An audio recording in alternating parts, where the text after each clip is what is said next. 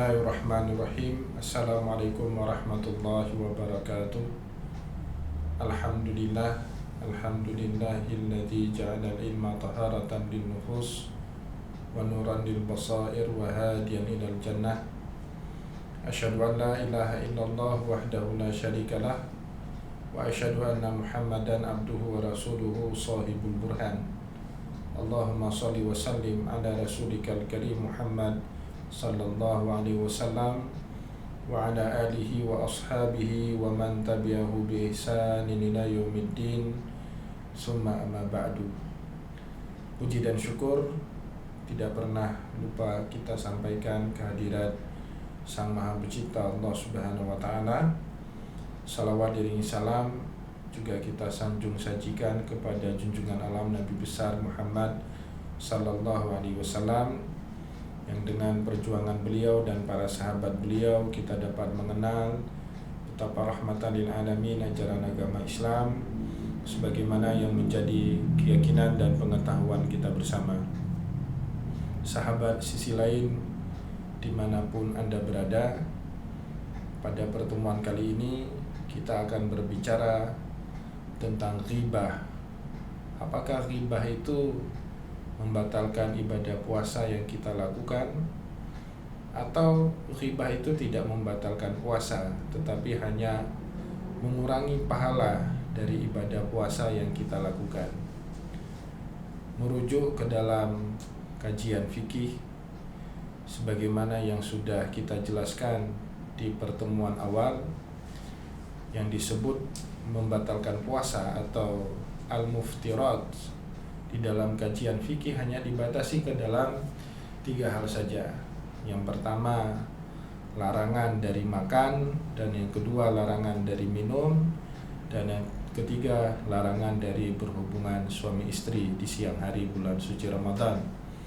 Sedangkan ghibah itu tidak masuk ke dalam kategori yang bisa membatalkan puasa. Tetapi jika kita melihat dalam banyak hadis, Rasulullah Sallallahu Alaihi Wasallam mengatakan ghibah itu suatu perkara yang bisa menghabisi pahala dari suatu amal kebaikan yang kita lakukan.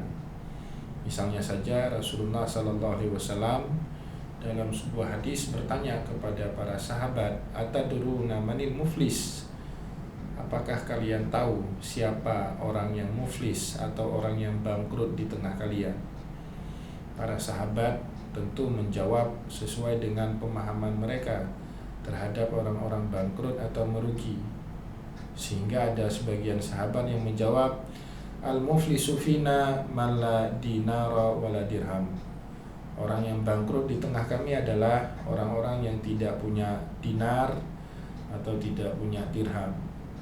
Tapi pemahaman para sahabat terhadap orang yang bangkrut itu tentu mendapatkan koreksian dari Rasulullah Sallallahu Alaihi Wasallam.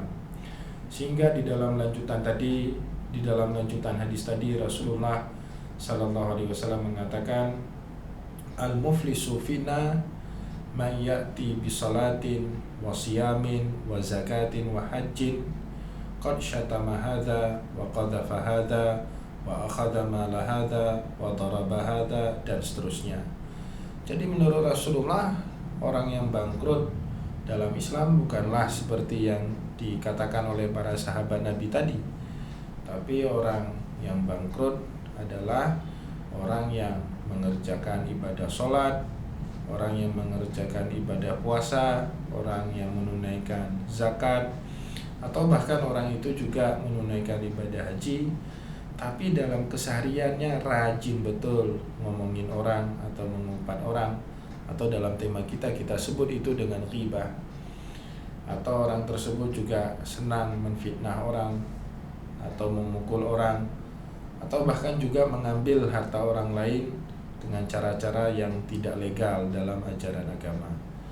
Itu semua menyebabkan pahala orang yang melakukan kebajikan tadi hilang semua, dan pahala itu sebut Rasulullah Sallallahu Alaihi Wasallam ditransfer kepada orang yang kita ghibah, kepada orang yang kita fitnah, kepada orang yang kita pukuli, atau kepada orang yang hartanya kita ambil.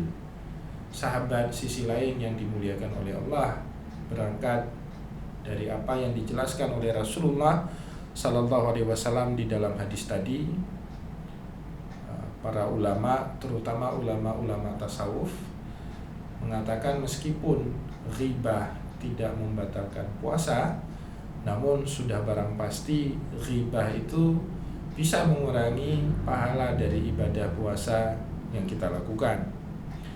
Bahkan ada sebuah ayat yang mengkritik, menurut kebanyakan para ulama tafsir, ayat ini mengkritik total kepada orang yang melaksanakan ibadah puasa tapi juga masih rajin mengerjakan perbuatan-perbuatan yang dilarang oleh Allah, meskipun perbuatan tersebut hendak masuk ke dalam kategori al-muftirat, hal-hal yang membatalkan puasa, seperti makan, minum, dan berhubungan suami istri. Tetapi Allah Subhanahu wa Ta'ala mengkritik perbuatan-perbuatan tersebut, termasuk juga masuk ke dalam kategori ini adalah ghibah. Allah merumpamakan orang-orang yang rajin melaksanakan ibadah, rajin melaksanakan amal soleh, tapi juga masih rajin melakukan perbuatan dosa, termasuk ghibah di dalamnya, seperti seorang wanita tua yang melakukan atau menenun pakaian, kain pakaian, setelah benang ditenun menjadi kain dan kemudian kain dijahit menjadi sebuah pakaian. Perempuan tua ini mencabik-cabik atau mengoyak-ngoyak kembali kain yang sudah menjadi pakaian, atau bahkan juga kain itu disobek-sobek sehingga dia menjadi benang yang terurai kembali. Allah Subhanahu wa Ta'ala mengatakan hal itu di dalam Al-Qur'an, wala takunu kallati naqadat ghaslaha min ba'di quwwatin ankasan tattakhiduna aymanakum dakhalan bainakum. Janganlah kalian seperti seorang wanita tua yang dengan susah payah dia pintal benang sehingga menjadi kain, dan kemudian kain dia rajut sehingga menjadi pakaian, tapi kemudian dicabik-cabik ulang sehingga entah berbentuk lagi menjadi sebuah pakaian. Kaum muslimin dan muslimat, sahabat sisi lain yang dimuliakan oleh Allah, berdasarkan penjelasan-penjelasan yang kita sampaikan tadi, Imam Al-Ghazali di dalam kitab Ihya Ulumuddin membagi puasa seseorang itu ke dalam 3 tingkatan. Tingkatan pertama ia sebut dengan tingkatan awam, di mana tingkatan awam ini orang mengerjakan ibadah puasa hanya sebatas formalitas semata untuk menggugurkan kewajiban yang telah Allah Subhanahu wa Ta'ala bebankan di atas pundaknya. Jadi orang yang berpuasa seperti ini, dia hanya menahan diri dari hal-hal yang membatalkan puasa seperti makan, minum, dan berhubungan suami istri. Tentu di atas itu ada yang disebut dengan puasa khawas, orang-orang yang khusus. Mereka tidak lagi berpuasa menahan diri dari hal-hal yang kita sebut yang pertama, tapi mereka juga sudah menahan diri mereka dari segala hal yang dilarang oleh Allah Subhanahu wa Ta'ala, termasuk ghibah, mengupat, menfitnah, berkata keji dan kotor, dan seterusnya. Di atas itu tentu ada puasanya khawasul khawas, orang yang sangat spesial di mata Allah Subhanahu wa Ta'ala. Mereka tidak hanya berpuasa dari hal-hal yang dilarang oleh Allah, apalagi seperti makan dan minum, tapi lebih jauh daripada itu, mereka juga mampu mengendalikan sikap, pikiran untuk tidak memikirkan sesuatu selain daripada Allah Subhanahu wa Ta'ala. Semoga apa yang kita sampaikan di kesempatan kali ini ada manfaatnya buat kita semua. Saya mohon maaf jika ada kesilapan kata. Wallahu muwaffiq ila aqwamit thariq wa nasru minallah fatul karim. Wassalamualaikum warahmatullahi wabarakatuh.